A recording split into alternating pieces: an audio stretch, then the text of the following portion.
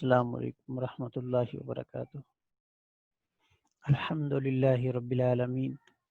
والصلاة والسلام علی رسولہ الکریم وعلی آلہ واصحابہ اجمعین، اما بعد۔ آج کا جو ہمارا سبق ہے یہ بھی کاف زبر کا، اس کے بارے میں ہے، اس طرح کے اور الفاظ ہیں ان کے بارے میں ہے، جیسے بیتو کا سے کاف زبر کا نہیں، فی۔ یہاں پہ آج ہم فی کے بارے میں بات کریں گے، الہ کے بارے میں بات کریں گے، من کے بارے میں بات کریں گے، اس طرح کے اور ایک دو لفظ ہیں ان کے بارے میں بات کریں گے، جیسے کہ بیتو کا ہے، اور اس طرح فی بیتی کا، بیتو کا تمہارا گھر، فی بیتی کا تمہارے گھر میں، اور جیسے بیتو کا تیرا گھر، الہ بیتی کا تیرے گھر کی طرف، ربو کا تیرا رب، میر ربی کا تیرے رب سے، رحمتو کا تیری رحمت، فی رحمتی کا تیری رحمت سے۔ آپ جان چکے ہیں کہ اگر کسی لفظ کے آخر میں کاف زبر کا ہو تو اس میں تیرا یا تیری کا مفہوم پیدا ہو جاتا ہے، اور ذیل میں ایسے قطعات دیے جا رہے ہیں آپ کو سمجھانے کے لیے کہ جن کے آخر میں کاف زبر کا اور شروع میں فی، من،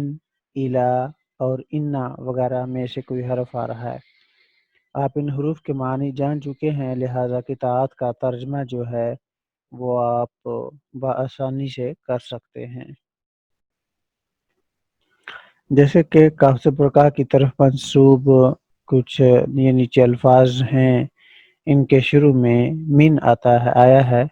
تو پہلی مثال کی طرح آنے والے تمام قرآن قطعات کا ترجمہ کریں، جیسے کہ ہے میر ربی کا تیرے رب کی طرف سے، من بیتی کا تیرے گھر سے، من قومی کا تیری قوم کی طرف سے یا قوم سے، تیرے رب سے، تیرے گھر سے، تیری قوم سے۔ اس طرح یہ جو دیگر الفاظ ہیں ان کا معنی آپ نے خود سے کرنا ہے۔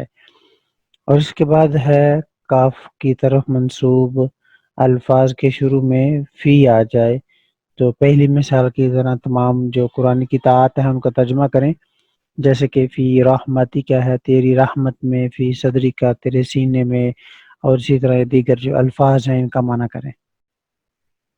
اور اس کے بعد ہے کہ ان کے کاف کی طرف منسوب جو الفاظ ہیں ان کے شروع میں اگر الہ آ جائے، الہ کا معنی ہوتا ہے طرف تک، تو جیسے کہ ہے الہ ربی کا تیرے رب کی طرف، الہ الہی کا تیرے الہ کی طرف، الہ امی کا تیری ماں کی طرف، الہ طعامی کا کھانے کی طرف، تیرے کھانے کی طرف۔ اور اسی طرح با جو ہے اس کا مفہوم بھی سیاق کے مطابق پر ہوتا ہے، سے ہوتا ہے، کو ہوتا ہے، میں ہوتا ہے، جیسے کہ بربی کا تیرے رب سے، رب پر یا رب کو۔ تو آئیے کچھ قطعات ہیں ان کو دیکھیں۔ برحمتی کا تیرے رب کی رحمت سے، بکفری کا تیرے کفر کر پر یا کفر سے یا کفر کو یا کفر میں۔ ان کے چاروں جو چار معنی ہیں ان میں سے سیاق کے مطابق اس کا معنی کیا جائے گا، اسی طرح دیگر الفاظ ہیں ان کا معنی کیا جائے گا۔ اس طرح کاف کی طرف منسوب کے شروع میں اگر لام ذیلی آ جائے تو ان کا ترجمہ کیسے کرنا ہے، جیسے کہ لی ربی کا تیرے رب کے لیے، لی قومی کا تیری قوم کے لیے، لی ذنبی کا تیرے گناہ کے لیے، لی زوجی کا تیری بیوی کے لیے۔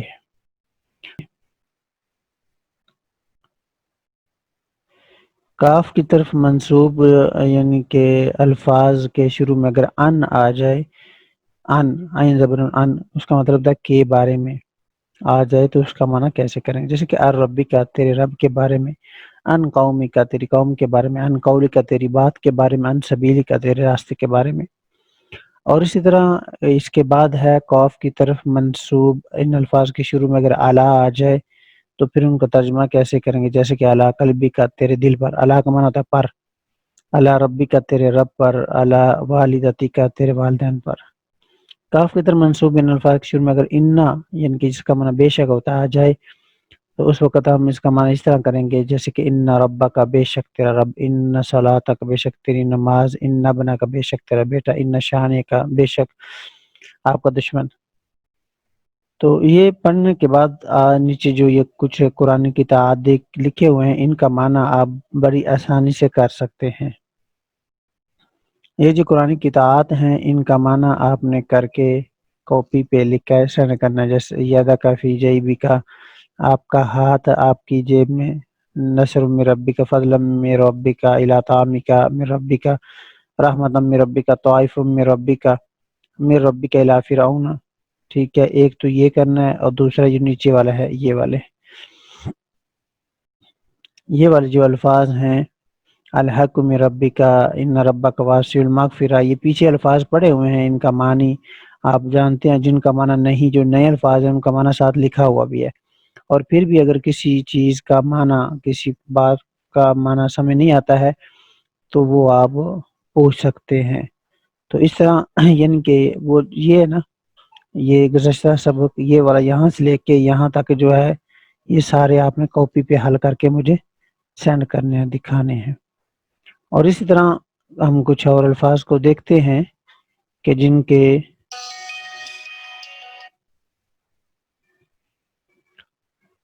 کے شروع میں اگر کاف زیر، جن کے آخر میں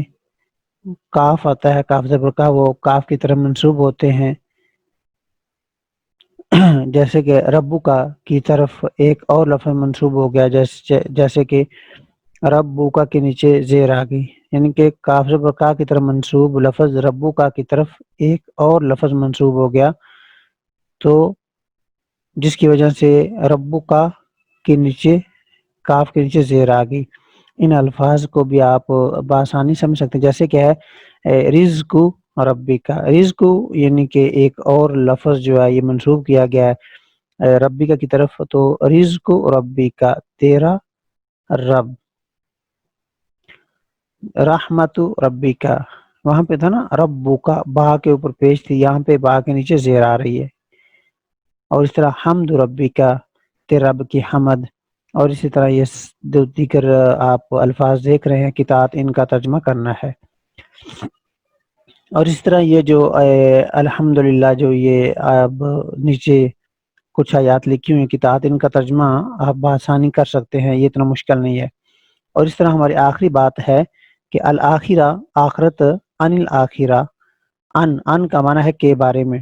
کہ آخرت کے بارے میں، ان کا معنی بارے میں ہے، ان اور اس سے اگلا لفظ مل کر ایک کتاب بناتے ہیں، لہذا ان دونوں کا مفہوم اکٹھا سمجھ جاتا ہے۔ ان کے بعد لفظ کے نیچے عموماً زیر ہوتی ہے، یہ لفظ قرآن مجید میں بہت زیادہ جگہوں پہ استعمال ہوا ہے، جیسے کہ ان الصلاۃ، صلاتی نماز کے بارے میں، ان الآخرت، آخرت کے بارے میں، ان الہدیٰ، ہدایت کے بارے میں، ان الفحشاء، فحاشی کے بارے میں، ان النار، آگ کے بارے میں، ان الذکر، ذکر کے بارے میں، ان الناسی، لوگوں کے بارے میں، ان الساعۃ، قیامت کے بارے میں۔ اور اسی طرح یہ جو دیگر الفاظ ہیں ان کا معنی آپ نے خود سے کرنا ہے۔ اور ان کا ایک بامعامرہ ترجمہ سے، ان کا مطلب سے یہ بھی ہوتا ہے، جیسے کہ ان المنکر، برائی سے۔ اب یہ سیاق کے مطابق سے یا بارے میں کسی ایک کا انتخاب ہوتا ہے، تو تمام جو اوپر ہم نے کتاب یہ یعنی کہ یہاں سے لے کے یہ سارے جو الفاظ پڑھے ہیں ان کا معنی ہم نے کیا ہے کہ بارے میں، تو ان کا معنی دوبارہ سے صرف سے کے ساتھ کرنا، جیسے کہ ان الصلاۃ، نماز سے، ان الآخرت، آخرت سے، اس طرح ان کا سارے الفاظ کا معنی جو ہے وہ دوبارہ سے کریں۔ یہ تھا ہمارا آج کا سبق، اس کو اچھی